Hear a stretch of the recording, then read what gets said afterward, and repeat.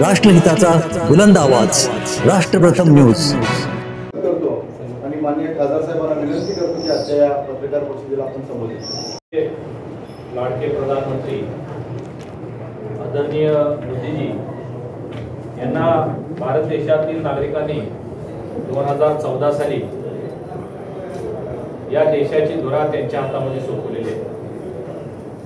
काल 10 तारखेला त्याला 11 वर्ष पूर्ण झालेले आहेत आणि या 11 वर्षामध्ये या सरकारनं देशातील नागरिकांसाठी व देशहितासाठी घेतलेले जे निर्णय आहेत त्याचं विवेचन आपल्या समोर करावं यासाठी या पत्रकार परिषदेचं आयोजन केलेलं आहे. विकसित भारताचा अमृतकाल म्हणून या 11 वर्षाच्या कालावधीला आपल्याला संबोधावं लागेल. विकसित भारताच्या या अमृतकालामध्ये सेवा, सुशासन आणि गरीब कल्याण याची 11 वर्ष पूर्ण झाली असं आम्ही सगळेजण मानतो. या 11 वर्षाच्या कालावधीमध्ये पहिल्यांदाच एखाद्या प्रधानमंत्री महोदयांनी विकसित भारताची संकल्पना आपल्या समोर मांडलेली आहे.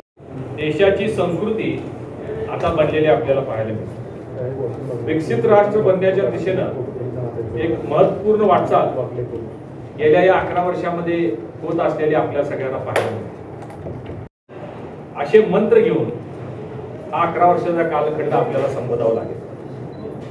हा 11 वर्षाचा कालावधी 140 कोटी लोकांना सोबत घेऊन त्यांच्या साथीनं हा पूर्ण करण्याचं काम आमच्या सरकारनं केलेलं आहे. ज्या काही उणिवा असतील त्याची सुधारणा करून या सरकारने नव्या संस्कृतीचा परिचय दिलेला आहे. त्याच्यामध्ये अन्न सुरक्षा योजना आपल्याला माहिती गेले 4 वर्ष देशातील 81 करोड लोकांना मोफत अन्न देण्याचं किंवा धान्य देण्याचं काम संपूर्ण देशभर सुरू आहे. त्याचबरोबर उज्ज्वला गॅस योजना चालू आहे. आवास योजनेच्या माध्यमातून 3 करोड लोकांना घरं दिलेले आहेत.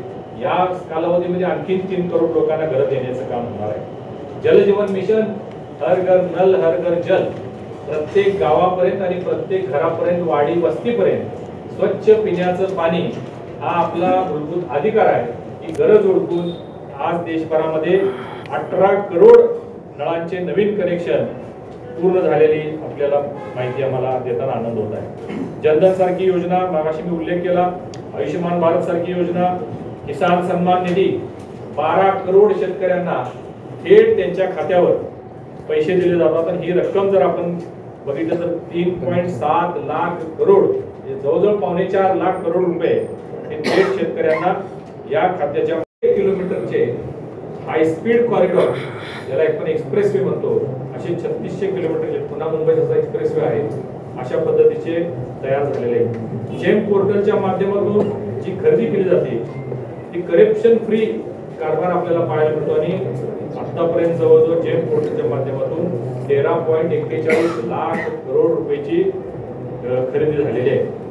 रेल्वे आणि विमानतळाच्या बाबतीत मला आवर्जून सांगायचं आहे की देशातील 103 रेल्वे स्टेशन ज्यांना 50 वर्ष आणि 100 वर्ष पूर्ण झालेले आहेत, या सगळ्यांचं पुनर्निर्माण करण्याचं काम 20 कोटीपासून 150 ते 200 कोटी रुपयेपर्यंत देऊन आपल्या कोल्हापूरच्याच रेल्वे स्टेशनला आपल्याला माहिती आहे की 44 करोड रुपये आपल्या रेल्वे स्टेशनला मिळालेले आहेत. असे एका वेळी देशातले 103 रेल्वे स्टेशनचं काम सुरू आहे आणि काहींचं पूर्ण झालेलं आहे, काहींचं आता पूर्णत्वास निघालेलं आहे. त्याचबरोबर 2014 पूर्वी या देशामध्ये 74 विमानतळ होती.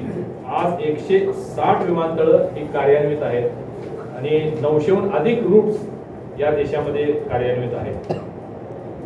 नारी शक्ती अधिनियम बिल, 33% आरक्षणाचं बिल हे सभागृहामध्ये कधी हे सरकार आणणार नाही असं विरोधकांकडून नेहमी बोललं जायचं, परंतु महिलांचा सन्मान करण्याचं काम हे बिल आणून आमच्या सरकारनं केलेलं आहे.